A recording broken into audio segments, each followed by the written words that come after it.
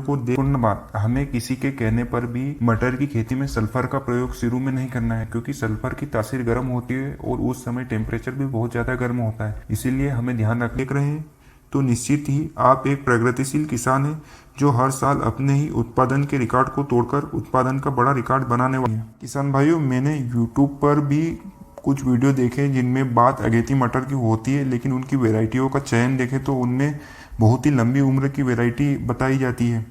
अब आप ही बताइए, क्या लंबी उम्र की वैरायटी लगाकर अगेती मटर पैदा की जा सकती है? खेती करने से पहले ही हमें डिसाइड करना होगा कि हमें मटर की कौन सी खेती करनी है, मटर की अगेती खेती करनी है या मटर की पिछेती खेती करनी है, क्योंकि मटर की अगेती व पिछेती खेती ही सबसे ज़्यादा मुनाफा देती है। क्योंकि जिस टाइम मार्केट में मटर नहीं होती उस टाइम अगर हम अपने मटर को मार्केट में ले जाएंगे तो हमें सबसे दोस्तों, आज के इस वीडियो में मटर की सफल वैज्ञानिक खेती के बारे में जानकारी देने जा रहा हूँ, जो आपको YouTube पर कहीं नहीं मिलेगी। YouTube पर मटर की खेती को लेकर बहुत सारे वीडियो बने हैं कि इस प्रकार करें मटर की खेती और 70 दिन में कमाए लाखों या 70 दिन में हो माला माल।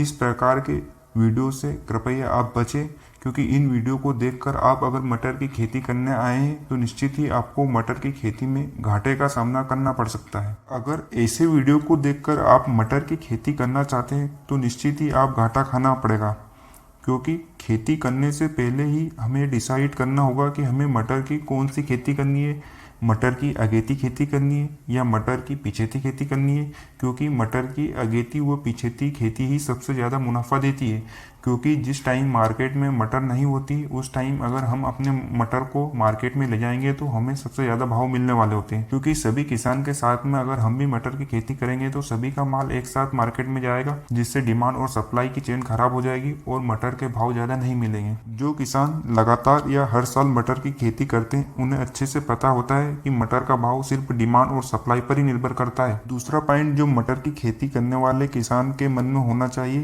कि हमें मटर की खेती हरी मटर के लिए करना है या बीज के लिए करना है, क्योंकि दोनों के लिए मटर की खेती करने की ट्रिक अलग अलग होती है। अगर आप हरी मटर के लिए करना चाहते हैं तो उसके लिए हमें मटर अलग तरीके से पैदा करना होगा, और अगर आप बीज के लिए तैयार करना चाहते हैं, क्योंकि बहुत सारे किसान ऐसे होते हैं जो मटर का बीज तैयार करके सप्लाई करते हैं, तो उसके लिए हमें मटर की खेती करने का एक अलग फार्मूला अपनाना होगा। किसान भाइयों, आज के इस वीडियो में मैं आपको हरी मटर की खेती के बारे में ही जानकारी दूंगा। मटर के बीज के लिए किस प्रकार मटर की खेती करें, इसके लिए हम अलग से एक वीडियो बनाएंगे। किसान भाइयों, मैंने यूट्यूब पर भी कुछ वीडियो देखे जिनमें बात अगेती मटर की होती है, लेकिन उनकी वेराइटियों का चयन देखें तो उनमें बहुत ही लंबी उम्र की वेराइटी बताई जाती है।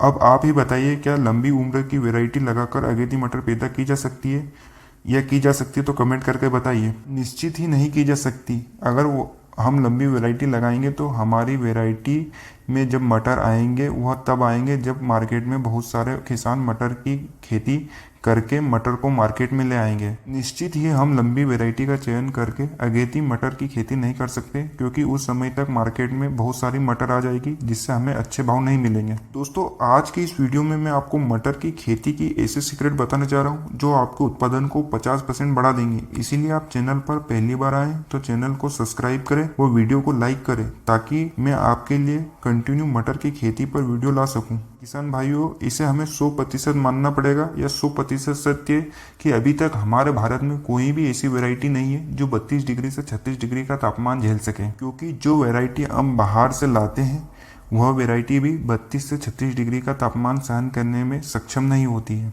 इसलिए मटर की खेती करते वक्त हमें तापमान का ध्यान रखकर ही मटर की खेती करनी है। अगर हम मटर की खेती में अच्छा मुनाफा कमाना चाहते हैं तो हमें या तो अगेती मटर की खेती करनी होगी या फिर हमें पिछेती मटर की खेती करनी होगी। किसानों के साथ में हम मटर की खेती नहीं करेंगे। नाम बड़े और दर्शन खोटे ऐसी खेती हमें नहीं करनी है। अगर आप अभी तक इस वीडियो को देख रहे हैं तो निश्चित ही आप एक प्रगतिशील किसान हैं जो हर साल अपने ही उत्पादन के रिकॉर्ड को तोड़कर उत्पादन का बड़ा रिकॉर्ड बनाने वाले हो। मटर की खेती के लिए सबसे पहले खेत की तैयारी की बात करें तो हमें सबसे पहले खेत तैयार करना होता है। खेत तैयार करने के लिए पहले हमें 2 बार खेत की अच्छे से जुताई करनी होती है।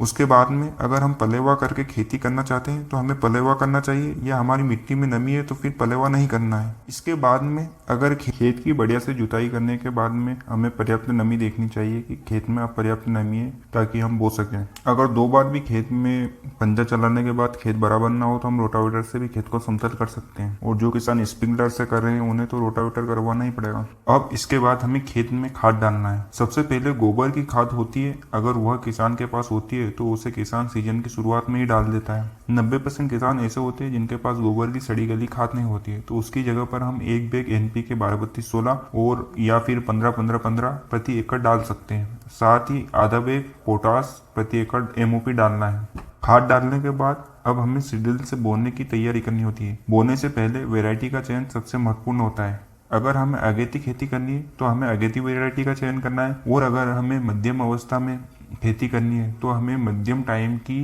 वैरायटी का ही चयन करना है।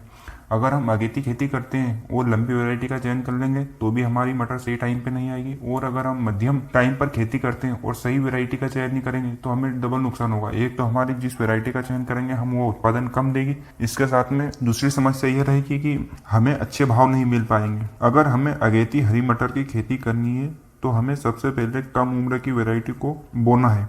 अगेती मटर के भाव ज़्यादा रहता है, लेकिन यह मटर समय पर बोई गई मटर की तुलना में 20 से 30% उत्पादन कम देती है। मेरी इस बात से बहुत से किसान सहमत होंगे जो हर साल मटर की खेती करते हैं, क्योंकि हम समय के पहले मटर की खेती करते हैं जिससे मटर में उत्पादन में कमी होती है। अगर किसान भाइयों आपको मेरा वीडियो अच्छा लग रहा है तो प्लीज़ वीडियो को लाइक करें और सब्सक्राइब करें, कमेंट करें, तभी मैं इस वीडियो के बाद मटर की खेती पर अगली स्टेप बाय स्टेप बोने से तुड़ाई तक का लगातार वीडियो लाता रहूंगा। अब अच्छी और अगेती वैरायटी की बात करें तो नंबर 1 पे हम अर्किल वैरायटी ले सकते हैं। यह कम दिन की वैरायटी है जो कि 60 दिन में तुड़ाई के लिए तैयार हो जाती है, लेकिन इस वैरायटी के साथ में एक समस्या यह है कि इसकी जो मटर की फलियां बनती है वो पेंसिल आकार में नहीं बनती है। साथ में इसमें मिठास में भी थोड़ी सी कमी देखने को मिलती है अन्य वैरायटी की तुलना में, और उत्पादन भी थोड़ा कम देती है। लेकिन यह वैरायटी 7 दिन में तोड़ने के लिए तैयार हो जाती है, इसलिए किसान इसे भी चुनते हैं। दूसरी वैरायटी की या सबसे बेस्ट वैरायटी की बात करें तो हम इम्पोर्टेड वैरायटी एडवांटा या अन्य जिस कंपनी की आपको JS10 मिल जाए तो उसे ले सकते हैं। यह एक इम्पोर्टेड वैरायटी है जो कि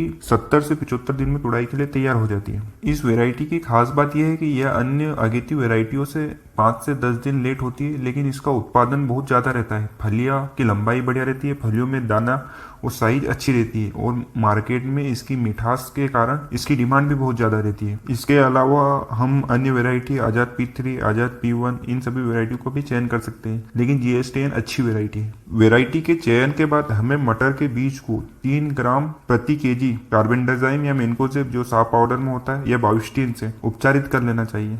इसके साथ में ही हमें थायोमेथोक्सोम से भी बीज को उपचारित करना चाहिए, जिससे कि कीट हमारे बीज को खाए ना। अब मटर की बुआई के लिए हमें एक अच्छा बीज दल लेना होगा। मटर की बुआई अगर हम अगेती करते हैं तो 80 से 100 केजी प्रति हेक्टेयर के हिसाब से हम अगेती मटर के लिए बीज डाल सकते हैं। मटर की खेती क्यारियों और बेड में दोनों तरीके से हो सकती है। अगर हम सीडील में बेड बनाने की व्यवस्था हो तो आप बेड वाली सीडील से भी मटर की बुआई कर सकते हैं, लेकिन अगर हमारे पास बेड वाली या रेस बेड सीडील नहीं है और सादी सीडील है तो हम क्यारी में भी मटर की खेती अच्छे से कर सकते हैं। लेकिन क्यारी में करने वाली मटर की खेती में सबसे बड़ी सावधानी हमें यह रखनी होती है कि हमें क्यारियों की लंबाई ज्यादा नहीं रखनी होती है, क्योंकि मटर की खेती में अगर हम क्यारी की लंबाई ज्यादा रखेंगे तो पानी ज्यादा देर खेत में बना रहेगा। अगर हम मिनी स्प्रिंकलर से करते हैं तो उसका तो कोई तोड़ ही नहीं है, क्योंकि मिनी स्प्रिंकलर से हमें उत्पादन हमेशा ही ज्यादा ही मिलता है। स्प्रिंकलर से खेती करने वाले किसान बुआई के बाद मिनी स्प्रिंकलर बिछाकर हल्की सिंचाई कर दे, ताकि हमारा मटर का प्रत्येक दाना अंकुरित हो सके और बाहर आ जाए। दोस्तों, मटर की खेती एक ऐसी खेती होती है जिसमें पानी की सबसे कम जरूरत होती है। मटर की खेती में 2 ही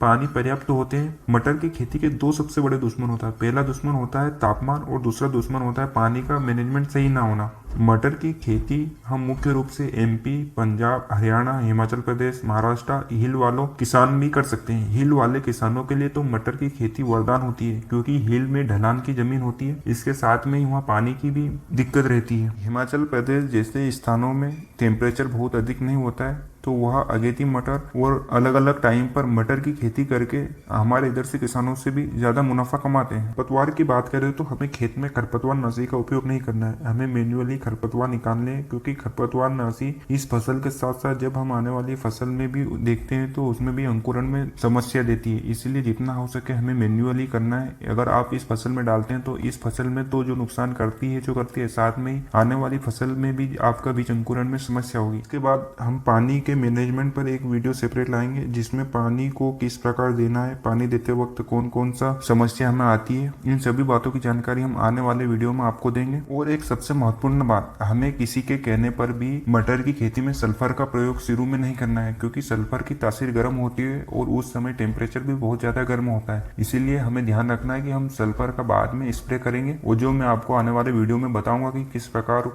कितनी मात्रा में स्प्रे करना है। अभी हमें सल्फर को डालने से बचना है। इसके अलावा मटर की खेती में आने वाले खतरनाक रोग जैसे उखड़ा रोग, जीवाणु रोग, रस्ट रोग, मोजेक रोग, पाउडरी मिल्ड्यू, रस्ट, जड़ गलन, झुलसा रोग, लीफ माइनर, एंथ्रेक्नोज, इन सभी रोगों पर डिटेल वीडियो बताएंगे और आपको वीडियो में बताएंगे कि यह कौन सा रोग है और इसका कैसे उपचार करें। इसके बाद में मटर की खेती पर एक और वीडियो आएगा जिसमें आपको और भी डिटेल दी जाएगी, इसलिए आप चैनल को सब्सक्राइब करें और बेल आइकन को ऑल पर दबाएं। धन्यवाद।